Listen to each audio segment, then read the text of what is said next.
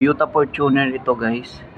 Pumusok sa loob, ayaw gumana yung aircon, yung shifter, yung power window. Lahat yun hindi gumagana. Pag ganito ang problema, meron grounded yung ating mga wirings. Kailangan nga lang hanapin ng maigi tapos isa-isahin.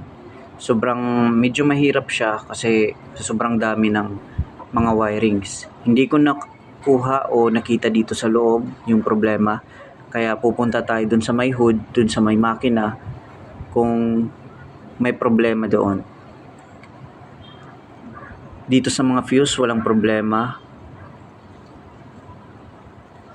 Ito guys, nakita ko dito sa may belt merong problema yung belt niya. May nakahati na, nakasiparate na maliit na hibla ng belt. Yung hibla na yun ng belt, yun na yung nakasira doon sa may compressor. Pumulupot yun sa compressor, sa gilid ng compressor. Tapos tinamaan yung ating wire ng ating compressor. Papakita ko sa inyo guys. Ito dito. Yung wire na to, dito pumulupot. Tapos yung ating compressor, yung magnetic clutch, kalug na. Papalitan na to ng buo, or kung pwede pang bearing lang yung papalitan.